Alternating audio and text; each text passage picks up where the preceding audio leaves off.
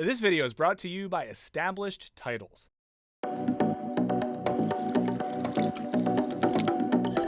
What's up, everyone? Michael here to ask, how much have you accomplished today? Whether you ran a marathon, read Moby Dick, or continue the ambitious project of organically fusing your butt to the couch, you might be thinking, not nearly enough. Lately, it seems like everyone feels pressure to be more productive, and this craze to get things done can leave us all feeling like failures. And on its face, this is kind of ironic. While we did see a rare slump in non-farm productivity earlier this year, that trend is expected to reverse. And even though productivity growth has been smaller in recent years, American workers are still working more efficiently than they were even just a couple of decades ago. This makes us wonder, why are we all so obsessed with productivity?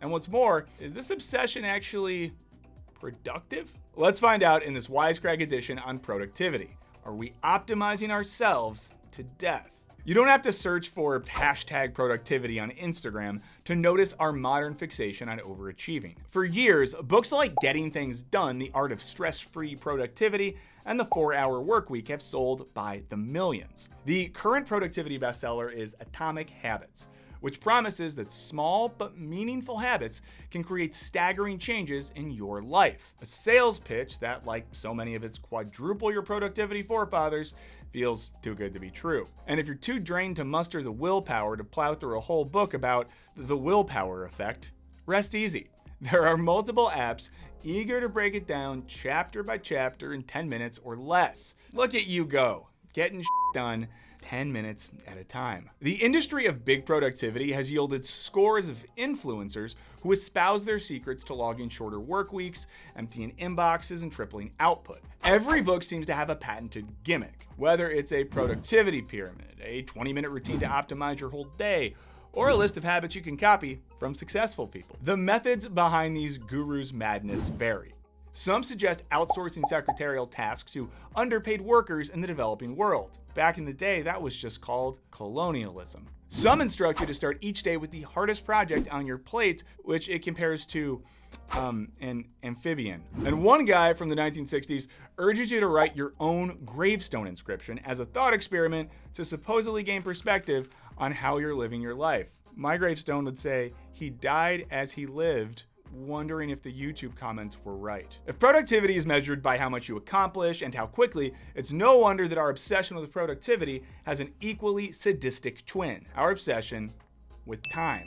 In 1982, physician Larry Dossey dubbed the American fixation on the second hand of the clock time sickness. And a recent Stanford study found this fixation is legitimately bad for our health. Apparently, obsessing over the time you spend on a task can increase your stress levels a whopping 25%. But skyrocketing cortisol levels aren't about to stop the booming productivity or optimization movement. Employers are increasingly turning to digital self-tracking technologies to monitor workers' activities, whether in the form of digital wellness tools to encourage employees to walk more, or computer surveillance programs. Though once seemingly exclusive to the hellscape of Amazon warehouses, an increasing number of workplaces are automating technology to track their workers' productivity, affecting everyone from lawyers to accountants. And wouldn't you know, they are totally thrilled with this. No, they're not. We're just kidding. They're miserable. One financial executive describes how every minute of her workday is monitored, and she literally is only paid for the minutes that her computer deems productive. And yet, most Americans are working more hours than their parents did, and as we've established, at higher rates of productivity, not to mention lower wages. So it's worth asking, why isn't what we're doing just enough? According to sociologist Carolyn Chen, our obsession with always achieving more is symptomatic of a larger phenomenon, first seen on a wide scale in Silicon Valley. Specifically, Chen argues, work is becoming increasingly central to our lives and identities, and has even started to fill the role of religion. She writes, work has become a spiritual practice that inspires religious fervor. People are not selling their souls at work. Rather, work is where they find their souls. And if work is akin to our secular religion, our productivity is a measure of our faithfulness. Companies know this. In recent years, they've taken steps to provide what Chen calls pastoral and spiritual care at work. From weekly meditation sessions to self-fulfillment workshops to team building exercises, companies are offering many of the trappings once associated with spiritual life, all in the name of boosting our productivity. So, was the secular religiousification of the American workplace inevitable? Arguably not. As social researcher David Frayne writes, if work is indeed a central source of sociality, rights, status, and belonging, this situation is a social and historical construction and not a fixed feature of some natural order. So where does our fixation on our work and our productivity really come from? Well, buckle up because we're about to dive in, but first, I want to tell you about this video sponsor, Established Titles, and I also want to make an important announcement. In all future videos, I will be introducing myself as Laird Michael, and that's all thanks to Established Titles, which is a project that lets you buy as little as 1 square foot of dedicated land in Scotland, and that's enough to earn you the title of Laird. But Established Titles is about more than just hooking you up with a new way to introduce yourself at parties. It's also a fun and effective way to support Scotland's biodiversity and afforestation efforts around the world. So here's how it works. First, you purchase your dedicated land on a private estate in Edelston, Scotland. You'll receive an official certificate with a crest along with a unique plot number. At the same time, Established Titles will team up with global charities One Tree Planted and Trees for the Future to plant a tree in conjunction with your order. Established Titles is also a great gift because who expects to hear, "Happy birthday, oh yeah, you're a Laird now." Now, alternatively, you can opt for a couples pack, which ensures adjoining plots of land for you and your beloved. And Established Titles told me that the first 200 people that purchase a title pack using my link will effectively be next to my plot within a few minutes walking distance. Depending on how many of you want to become a lord or lady, we could build our own little Wisecrack kingdom. Now, Established Titles is currently running a Labor Day sale, and you can use code Wisecrack at checkout to get an additional 10% off your order. So go to establishedtitles.com/wisecrack and get 10% off your sweet plot of Scottish land. Now, back to the show. Societies have valued productivity since ancient times. Philosophers like Aristotle and Plato spoke admirably about knowledge-driven achievements and skilled craftsmanship. But at the same time, they cautioned that zest for work should be balanced with a full-throated embrace of leisure time. And notably, their mode of work, sitting around thinking for hours on end, would probably be viewed today as unproductive or navel-gazy, but we don't think so. Philosophy is hard work, and someone's got to do it. But as is the case with just about everything, Christianity changed the way we viewed work when it reframed labor as a punishment cast upon the apple curious by a wrathful God. As philosopher Camillo Berneri writes, ancient and medieval Catholicism glorified work mostly as an expiation of sin, i.e. a reparation for our spiritual bad behavior. And once Christians got gung-ho about work, criminalizing anybody with a lazy bone in their body inevitably followed. In the late Middle Ages, idle behavior was treated as a crime, often punished with a public flogging followed by forced labor. And this continued for centuries. Author Zuzana Wadiga points out that well into the 1800s, almost identical laws were used in Europe and the United States in times of crisis to regulate the distribution of cheap workforces, control population mobility, and stabilize state power. In America, they were called Tramp Acts, and violators were forcibly engraved with intricate horizontal tattoos on their lower backs. But while Christianity always valued work, things went into overdrive in the 16th and 17th centuries. Two big things spurred this productivity-happy revolution. The first was the Protestant Reformation, which transformed the perception of work by treating labor not as a punishment, but as a virtuous pursuit in and of itself, to be undertaken with zeal. Specifically, Calvinists believed that success in this lifetime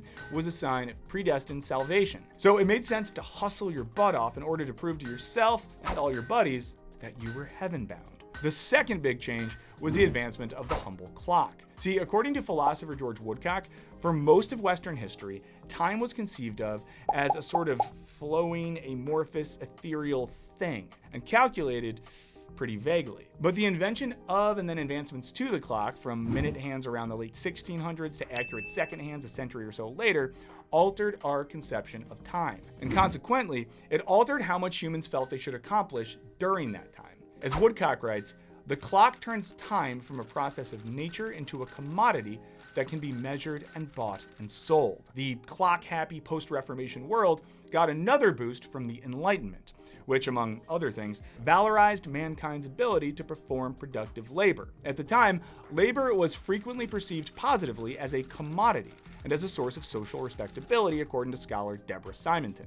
At the same time, the West was undergoing intense economic growth and expansion. As markets blossomed, work became more regimented. Thus, timekeeping became linked to industriousness. Founding father and patron saint of to-do list Benjamin Franklin observed, "Time is money." One thing on his to-do list was definitely get syphilis, because he had syphilis. Simonton explains, Enlightenment ideas and burgeoning entrepreneurship colluded to improve efficiency and output. But the joy of an industrious day's work might not have been enough on its own to catapult American culture into a flurry of productivity. Sociologist Max Weber argues that the rapid rise of capitalism can be attributed significantly to the lingering power of the Protestant work ethic.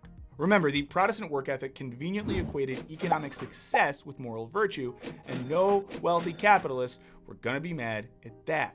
The Protestant mindset of discipline and regulation also facilitated the expansion of punitive policies against vagrants, including mass arrests and forced labor, which basically just meant making life hell for vagrants, wanderers, and anyone who couldn't seem to hold down a job. That's important because a big part of valorizing work has always been about the elites wanting to keep the poor busy so they wouldn't indulge in naughty diversions like drinking or sex. As history's favorite short king Napoleon wrote, "The more my people work, the less vices they will have."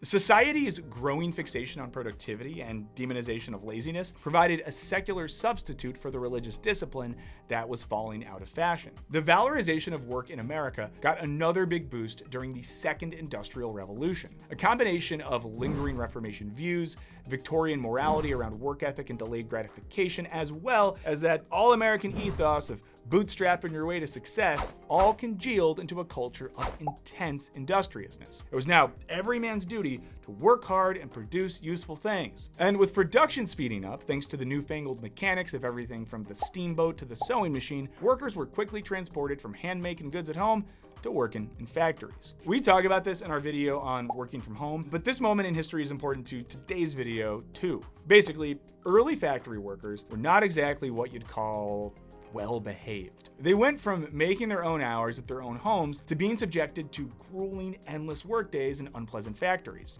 Unsurprisingly, absenteeism was a huge problem. People were very often drunk on the job, which, despite what they might have thought, didn't actually make them funnier. As historian Daniel T. Rogers writes, by reporting irregularly for work, moving restlessly from job to job, or engaging in slowdowns and work restrictions, industrial laborers stubbornly resisted the new work discipline the factory masters tried to impose upon them. Enter mechanical engineer Frederick W. Taylor, who became obsessed with expediting production processes in the late 19th century factory, which basically meant wrangling workers. He realized that because of their past as skilled craftsmen, workers possessed knowledge and dexterity that actually made them more valuable than the foreman managing them. This, in Taylor's view, was dangerous. It gave workers way too much power over the means of production. So he came up with a way to increase efficiency and consolidate control much higher up the food chain, all via a new field of study called scientific management, which was later dubbed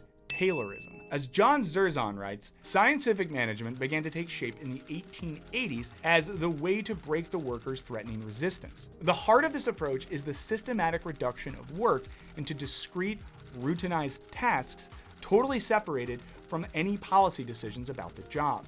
Now, Adam Smith had conceived of the assembly line over a century earlier in his book, Wealth of Nations, and such systems had already existed in American meatpacking factories. But Taylor put this process on steroids, breaking production into minuscule individual tasks and assigning workers the same task to do over and over again at the fastest possible speed, which is not at all a recipe for slowly losing your mind. As Taylor's methods were widely adopted, workers went from producing, say, a shoe or a carriage at their own pace to performing what Rogers calls specialized, repetitious, machine-paced, and often deadeningly simple actions. What's more, workers were now de-skilled and disempowered. They didn't know how the wider factory worked. They only knew how to perform their specific tasks. Effectively, the first major methods of increasing productivity were largely about management imposing control on workers. Taylor's influence was vast, and he wasn't alone. Other efficiency experts, most notably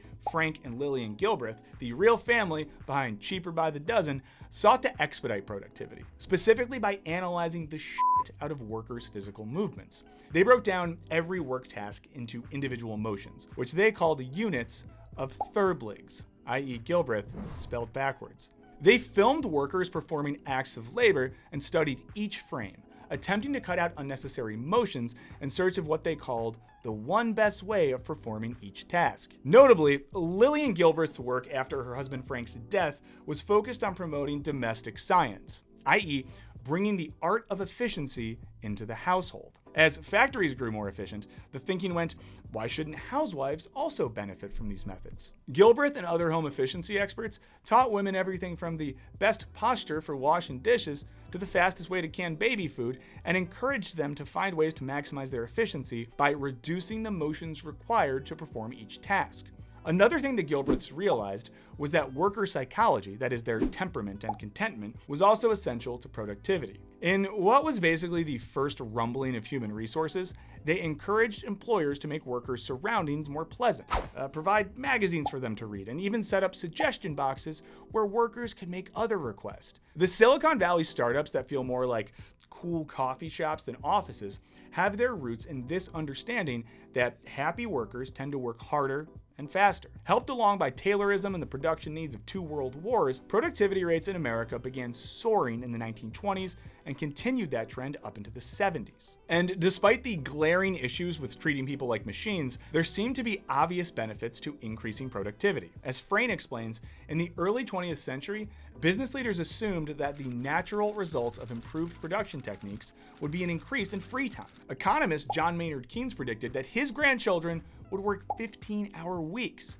Keynes's prediction seems naive in hindsight, but when he was writing in 1930, it made sense. After all, production had been rising an unprecedented 5.3% a year over the previous decade. How many buttons and radios and toothbrushes could one country need? And there was precedent for shortening the work week. As scholar Benjamin Honeycutt explains, in the 1920s, work weeks had been steadily decreasing from 70 hours or more in the early 1800s to a more manageable 50 hours by the 1920s. And there was reason to think that newly increased productivity would lead to even more leisure time. But faced with this opportunity to make their workers' lives happier, more relaxing, and more fulfilling, businesses said, actually, yeah, we're good. We don't need to do that. We're just gonna make them keep working. Why? As social researcher David Frayne explains, the idea of less work and more leisure was completely counterintuitive to the dogma of economic growth. Basically, now that they can produce goods faster and more cheaply, instead of letting workers take a siesta, they decided to just produce a shit ton more goods and maximize profits. Then there was the whole morality side of things. Rich people don't love it when poor people have too much free time. Sigmund Freud even worried that if labor hours were reduced, emancipated working-class Americans would fall into an orgiastic rule of nature and indulge in their darkest predilections like incest, cannibalism, and murder. Companies wanted to keep growing, and elites wanted workers to keep logging long hours in the factories. As a result, America was producing massive quantities of consumer goods. So, what do you do with a big surplus of products? You start hawking that shit via what historian Edward S. Cowdrick dubbed the new economic gospel of consumption of the 1920s. Or as scholar Kathy Weeks writes, consumption emerged as an essential economic practice. Producers were expected to do double duty as aesthetically indulgent consumers. But how are people supposed to be good consumers if they weren't making very much money? Henry Ford solved that puzzle when he started paying his workers $5 a day, twice the market rate. While not his primary motivation, this did have the effect of making his cars more affordable to his workers, thus expanding his market. It was a huge success. Ford doubled his profits in just 2 years, and this quickly convinced other employers to follow suit and raise wages. According to labor economist Harley Shaken, what that gave us was an industrial middle class, and an economy that was driven by consumer demand. Basically, for the first time, people could buy fun things. Of course, it's no coincidence that just as American businesses had way more products to sell, we saw the simultaneous emergence of modern advertising, spurred on by the psychological approach of Freud's nephew, Edward Bernays. Advertisements evolved from their traditional practice of appealing to people with reason, i.e., bragging about the high quality of their toothpaste, and instead started relying on emotional and symbolic appeals, i.e., promising that this toothpaste will get you laid. This approach was necessary because sellers with massive surpluses were no longer simply catering to consumers' basic needs. Now they were creating entirely new desires. As Bernays wrote, "Today, supply must actively seek to create its corresponding demand,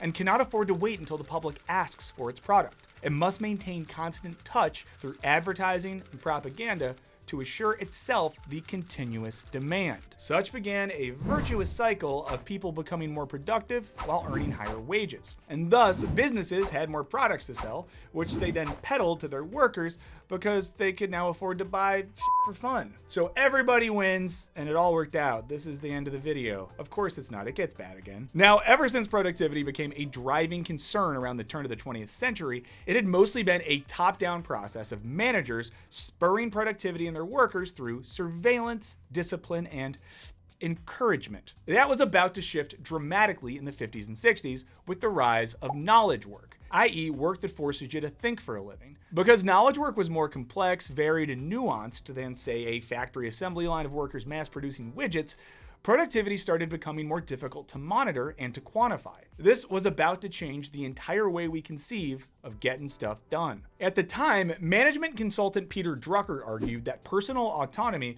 would become the defining feature of the new knowledge-based corporate world, as individual workers became responsible for tracking their own productivity. He wrote, "The knowledge worker cannot be supervised closely or in detail. He must direct himself." As the impetus fell on individuals to self-manage their productivity, many sought advice on how the heck they were supposed to do that. Fittingly, this is when productivity self-help books first became a fixture of the book industry. The trend kicked off with James McKay's The Management of Time in 1959, which featured quotes like, "Tomorrow you promise yourself will be different, yet tomorrow is too often a repetition of today." Beginning in the 60s, the productivity guru emerged as a trustworthy figure offering firm but reassuring advice. Weeks explains that gurus typically suggest some kind of reformed daily routine to insert ritual awareness into one's day, much like a religious refrain. Importantly, the personal productivity industry often flourishes during economic downturns. In the recession of the mid-1970s,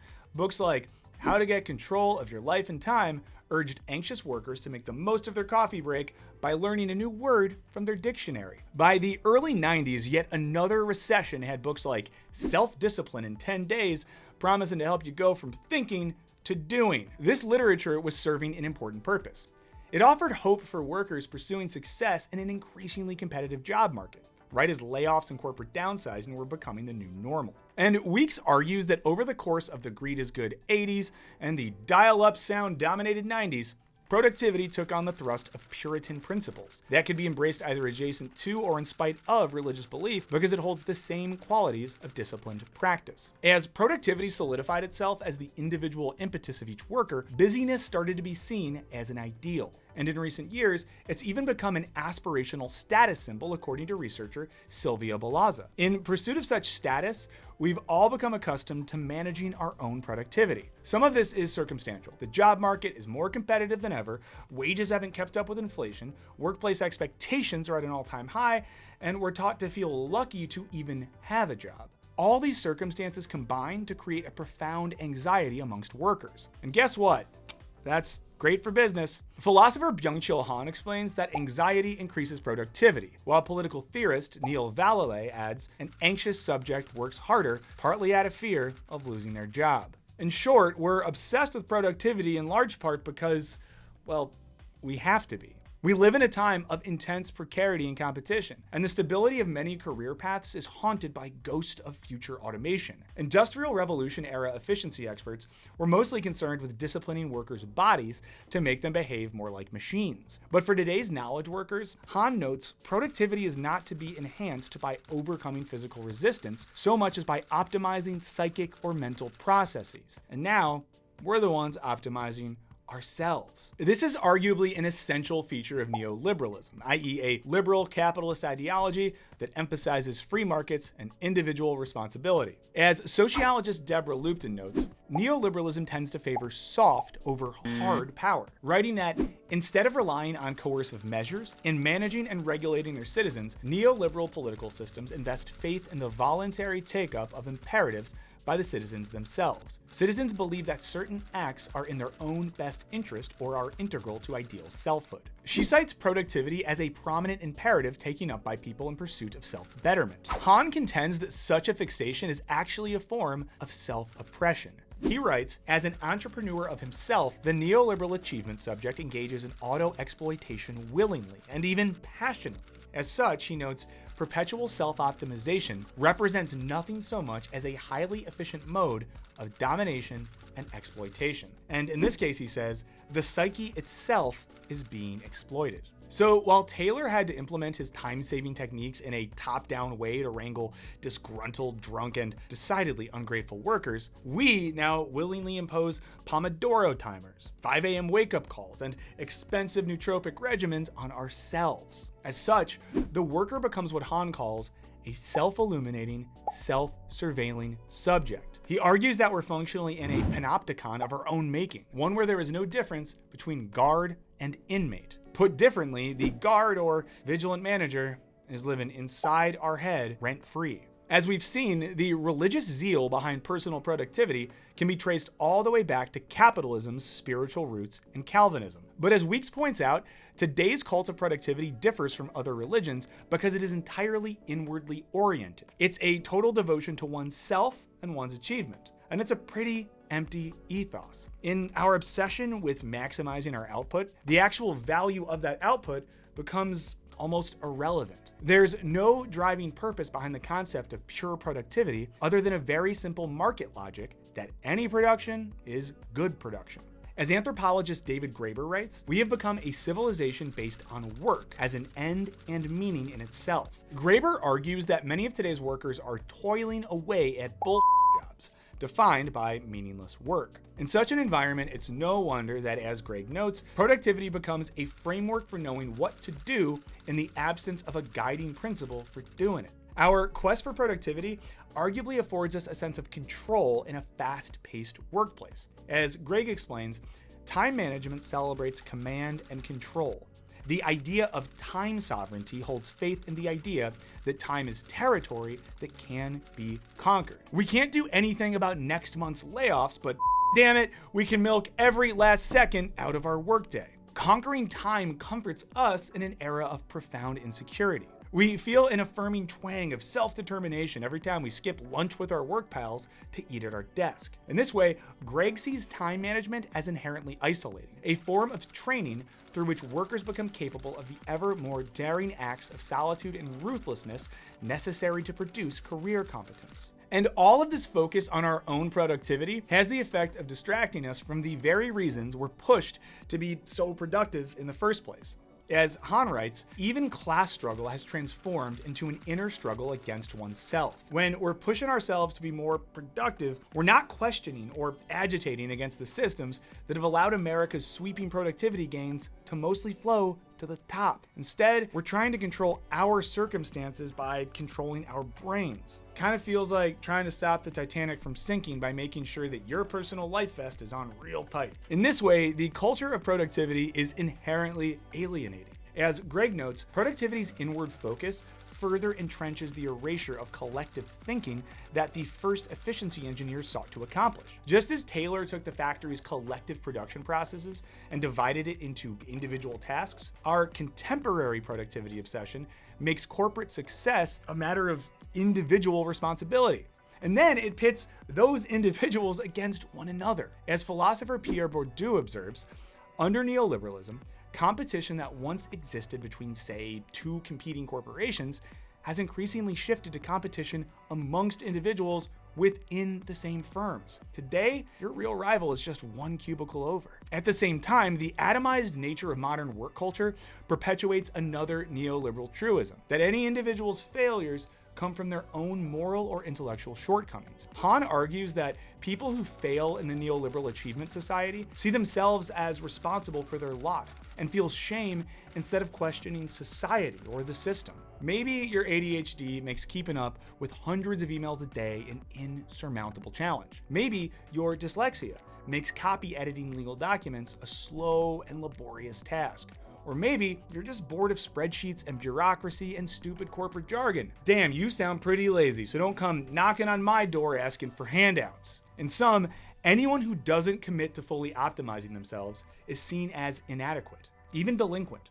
As Graeber notes, we've come to believe that men and women who do not work harder than they wish at jobs they do not particularly enjoy are bad people, unworthy of love, care, or assistance from their communities. It is as if we have collectively acquiesced to our own enslavement. So, how's an overly productive society supposed to cope? Recently, an influx of new books, like Jenny Odell's How to Do Nothing, have squarely taken on productivity culture. Odell argues that cultivating decidedly unproductive practices, in her case, spending time at parks watching birds, is a crucial step in taking back our own attention and building forms of resistance to capitalism's limitless drive for production. This argument suggests that, as Weeks puts it, there is a value of non-work time as a resource for social, cultural, and political projects of transvaluation. That is to say, we have to take time off from work in order to have the time to question whether work should be our highest priority in the first place.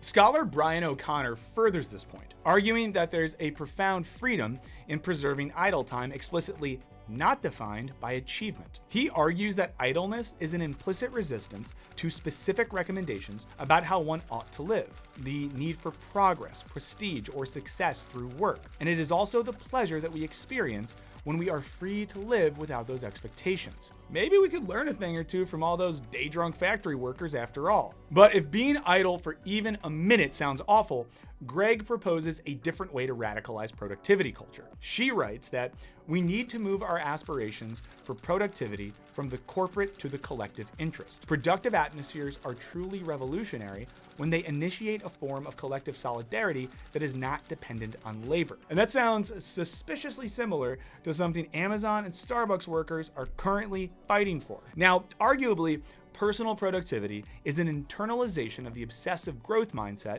that has long dominated American economic life. We should produce not because it's valuable, but because we can. But just as dissenters have reacted to productivity culture on an individual level, we see a similar tide rising on a societal level with the emergence of the degrowth movement. Drawing on eco-liberalism, which seeks to balance individualism and industry with ecological concerns, degrowth advocates argue that pursuing unchecked economic growth is antithetical to protecting the planet from environmental catastrophe. They advocate for vastly ramping down production and consumption and prioritizing social and ecological well-being instead. As economic anthropologist Jason Hickel writes, we need to slow it all down. Slow down the mad pace of extraction, production, and waste, and slow down the mad pace of our lives. In this way, the degrowth movement compels us to also question our personal fixation on productivity, which is really just the atomized version of society's ceaseless growth mindset. And this seems like a healthy thing to do, because if productivity culture isn't making us happier,